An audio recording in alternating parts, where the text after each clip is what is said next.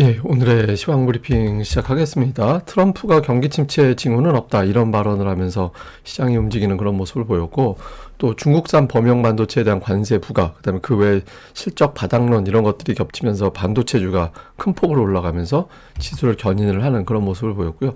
외국인들이 모처럼 순매수하면서 지수를 주도하는 그런 모습이었습니다. 반도체 이외에 뭐 화장품, 환경 관련주, 최근에 뭐 황사 이런 것들 때문에 그런지 모르겠는데 이런 종목군들이 강세를 보였는데, 오늘 워낙 뭐 상승 종목이 많았기 때문에 많이 오르는 종목군 외에는 대체로 그냥 조금씩은 다 올랐다, 이렇게 보면 될 것 같습니다. 그러니까 미증시는 되게 부진했잖아요. 오늘 3대 지수가 다 빠지는 그런 모습을 보이긴 했는데, 이게 이제 불안함은 좀 완화가 됐다. 이제 투자들은 그 부분에 좀 안도한 것 같아요. 왜냐면 달러 인덱스가 좀 올라가긴 했지. 10년물 국채 금리가 좀 올랐잖아요. 금리가 올라가고 달러 인덱스가 좀 하락하고 이런 모습을 보였죠. 이거는 안전자산이 선호될 때, 그때는 금리 내려가고 달러는 올라가고 이렇게 되는데, 그러니까 반대로 갔잖아요. 그래서 증시가 좀 흔들리긴 했지만 안전자산을 적극적으로 이제 선호해야 되는 장은 이미 지나간 것 같다. 좀 안 돼도 괜찮을 것 같다. 한 곱이 넘겼다. 뭐 이런 정서가 좀 있었고. 근데 이것만 가지고 뭐 시장이 올라갈 수는 없었잖아요. 좀 뭔가 좀 재료가 나와야 되는데, 우선 미국이 하락하는 과정에서 테슬라, 엔비디아 주가가 올라갔죠. 제가 이제 어제 계속해서 이제 어제 그제 제 방송에서 내용을 말씀드린 걸 이제 설명을 다시 한번 드리면, 트럼프 대통령이 테슬라 차 한 대 구매한다고 한 거, 이거 사실 그냥 별거 아닌 뉴스긴 한데 이게 일종의 트럼프 푸시 아닐까?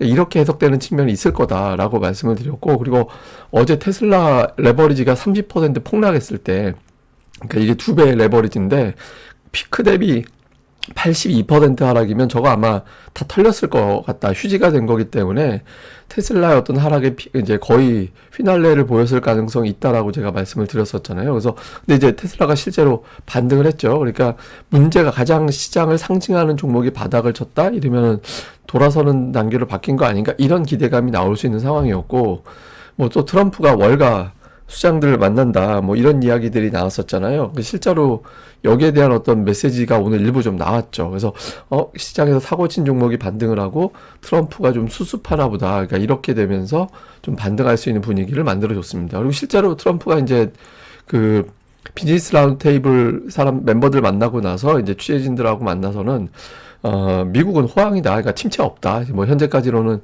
침체 징후는 없다. 그러니까 지난 주말에 경기 침체 예측하냐라고 했는데, 난 그런 말 하는 거 싫어해. 그러면서도 어쨌든 미국은 되게 중요한 과도기야. 그래서 그걸 갖다가 이제 시장에서는 경기 침체 배제할 수 없다, 이렇게 해석을 했고, 그게 증시를 크게 빠지게 만드는 그런 요인이 됐잖아요. 근데 오늘은 경기 침체 징후는 없는데, 워낙 바이든이 못해서 경제가 좀 나빠지고 있었어. 근데 내가 살릴 거야. 뭐 체제를 바꿀 거야. 그러니까 이렇게 이야기를 했죠. 근데 시장에서는 그 방점을 침체 징후는 없다, 이런 발언을 한 거 가지고 좀 안도하는, 예, 이제 뭐 미국 선물도 올라가고 우리 시장도 좀 올라가는 그런 계기가 됐고, 그리고 오늘 반도체 관련된 뉴스가 되게 많았어요. 예, 그러니까 미국에서 이제 중국산 범용 반도체에 대해서 추가로 관세를 부과한다. 그러니까 중국의 어떤 반도체 경쟁력, 판매, 그것 때문에 가격이 떨어지는 현상, 이런 것들이 초래가 됐었잖아요. 근데 그러니까 중국산 반도체 가격을 강제로 올리게 되면 반도체 가격이 떨어지는 그런 효과가 좀 약해지게 되죠.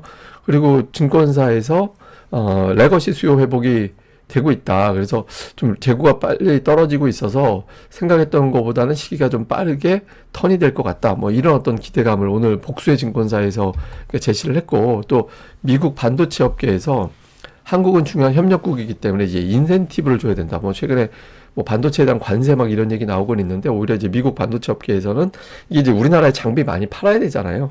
예, 많이 팔아야 되는데, 그런 과정에서 또 우리나라 제품하고 이제 붙여가지고 제품이 생산되고, 하여튼 이런 과정이 서로 이제 상호 협력 간에 있다 보니까, 그러니까 한국 너무 못 살게 굴지 마, 뭐 이런 식의 어떤 메시지가 또 나왔죠. 그래서 오늘 이런 류의 보도, 그리고 며칠 전에 그 샌디스크에서 이제 낸드 가격 올린다라고 했고, 이 과정에서 삼성전자고 SK하이닉스도 올릴 것 같아. 뭐 최근에 재고 소진이 빨랐어. 뭐 이런 내용들이 있었거든요. 그래서 이런 것들이 한 번에 좀 집중적으로 반영이 되면서 오늘 반도체주가 좀 강하게 올라가는 그런 모습을 보였습니다. 그래서 오늘 삼성전자하고 하이닉스 두 종목이 코스피 지수 19포인트를 올렸어요.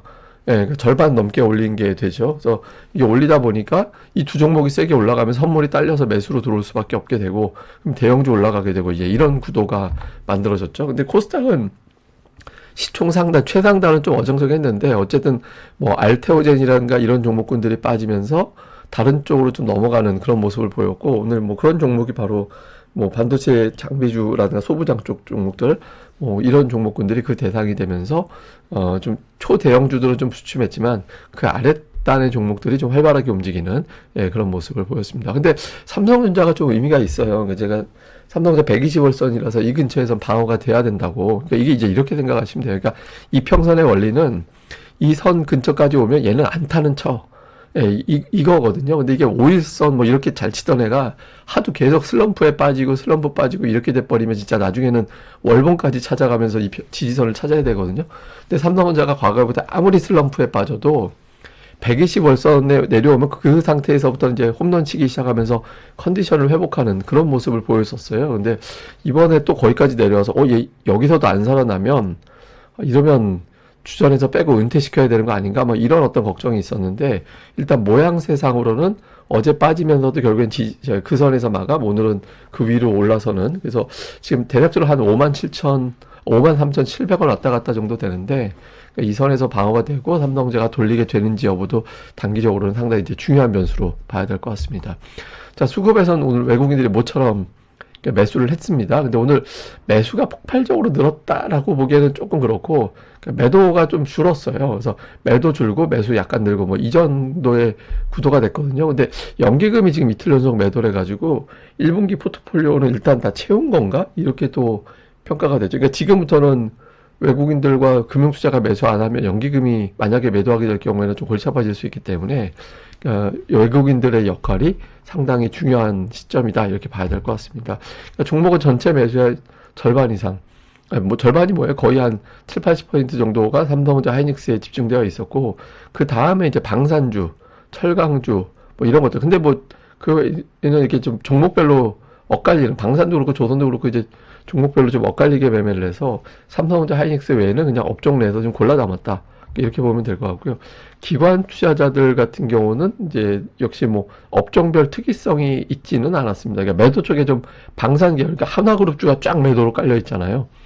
그러니까 방산으로 올라갔던 종목군들에 대해서 좀 매도를 해서 전체 순매도 6위까지가 다 방산입니다. 그래서 이제 그런 류의 기업들을 좀 파는 그런 모습을 보인 게 특징이었고요.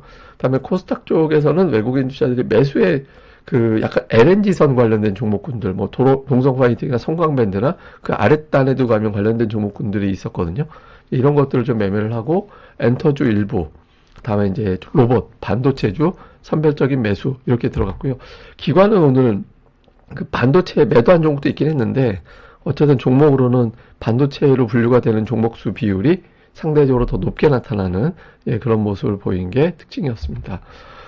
자, 이제부터 중요한 거는 오늘부터 일정이, 그러니까 일정상 CPI 만기 헌법재판소 일정, 이게 주식시장의 어떤 흐름을 결정할 중요한 변수거든요. 일단 첫 번째로 CPI가 나올 텐데 예상치는 전월 대비 0.3, 전년 대비 2.9, 근원은 0.3, 3.2. 그러니까 예상치가 지난달보다 내려갔을 것으로 보고 있거든요. 그러니까 비슷하게 나오면 물가에 대한 부담을 좀 덜어낼 수 있기 때문에 시장에서는 이제 좀 안도하는 그런 흐름이 나올 수 있죠. 지난달에 CPI, PPI가 예상보다 높게 나와서 좀 긴장감이 있었고 그 긴장감에 관세가 더해지면서 시장이 흔들렸던 거였거든요. 그래서 반대로 돌아갈 수 있게 되는지 좀 볼 필요가 있고, 그 다음에 이제 엔비디아, 테슬라가 되게 상징적인 종목이거든요. 그러니까 미증시의 어떤 흐름에서 이 두 종목이 망가지면서 미국 시장도 끝났어. 뭐 이제 유럽하고 중국으로 완전히 주도권으로 넘어간 거야. 이렇게 되면서 더 빠지고 미국이 빠지면 어쨌든 우리가 상대적으로 선전한다 하더라도 너무 빠지면 못 버티게 되잖아요. 그래서 두 종목의 어떤 흐름이 나오게 되는지 요 흐름 좀 중요하고요. 그다음에 이제 우리나라 일정은 이제 만기일, 그리고 정치 일정. 이게 정치 일정이 아직 일정이 확정되지 않아서 어떻게 될지 모르겠지만 어쨌든 불확실성이 제거되는 계기로 증권사들은 보고 있거든요. 그러니까 어떻게든 결론이 나게 되면, 그래서 우리 증시가 이 전까지는 변동성이 좀 클 것 같은데 이 일정이 지나가게 되면서부터는 이제 조금 더 안정되는 그런 흐름이 나올 가능성이 있다 이렇게 보고 있습니다. 그리고 특히 코스닥은 어제 방송 보시면 제가 아침에 ADR이 과매도 찍었었다고 거의 그 말씀 드렸잖아요. 그래서 지금은 다시 이제 저점 대비 올라오긴 했지만 과매도권의 근처에 내려와 있기 때문에 제 표현 그대로 다시 한번 설명드리면 상승 시도하는 종목 또는 이제 상승 시도하는 날이 이전보다는 좀 늘어날 것 같다. 이렇게 보여지거든요. 그래서 지금은 뭐 지수 자체가 어떻게 변한다 이거보다는 종목들별로 수급이 어떻게 돌아가는지 이 부분에 좀 집중하는 그런 게 필요할 것 같습니다. 예, 그리고 이거는 뭐냐면 미국인들 자산 중에서 주식이 차지하는 비중이거든요. 이게 거의 50% 육박이에요. 이게 주식이 빠져버리면 미국의 소비가 위축되고 그 사람들의 어떤 여론 이런 것도 굉장히 악화될 수밖에 없는 그런 상황이 되거든요. 그러니까 미증시가 마냥 빠질 것이다. 근데 그게 어떤 경제가 나빠져서 빠지는 건 할 수 없는데 어떤 정치적인 어떤 발언 그런 메시지 때문에 빠진다라고 했을 때는 어떤 적정한 선에서는 개입이 될 수밖에 없죠. 그러니까 물론 이제 4월 2일 상호관세 부과 시점 때까지는 뭐 관세에 대해서는 센 멘트가 나올 수밖에 없는데 그 사이사이마다 오늘같이 이걸 좀 달래는 듯한 메시지도 계속 나오게 될 거거든요. 그래서 지금 뭐 미국이 어떻게 돌아간다 이거보다는 제가 보기에는 이제부터는 종목, 그 종목의 어떤 수급 변화, 그러니까 이 점에 더 집중해야 될 시기가 되어 있다. 그래서 그런 어떤 수급 변화, 뭐 따져보자면 기관 투자자들의 매수가 누적되는 종목이 한 덩어리가 있고 또 포트폴리오를 재편하는 과정에서 뭐 악재가 있는 건 아닌데 그냥 비중 던지느라고 뭐 운용사들이 비중 바꾸느라고 이제 매도만 한 종목들이 있거든요. 근데 이런 종목들이 이유 없이 빠졌을 확률이 높기 때문에 그 매도가 진정이 되면 그 자체가 또 돌아서는 계기가 될 수 있습니다. 그래서 기관의 어떤 매도가 바뀌는 종목군들 이런 것들을 좀 집중적으로 살펴보는 게 필요한 시기 이렇게 보시면 되겠습니다. 예, 그럼 또 오늘 하루 또 잘 보내시고요. 저는 또 다음에 뵙겠습니다. 이 방송 구독하기, 좋아요 꼭 부탁드리고요. 그리고 이제 제 텔레그램에서도 제가 뭐 이런저런 시황 내용 전달해드리고 있는데 제가 가끔 이제 나가는 어떤 여러 가지 메시지라든가 방송 링크라든가 이런 것들도 보내드릴 테니까 또 많이들 접속 부탁드리겠습니다. 예, 감사합니다. 다음에 뵙겠습니다.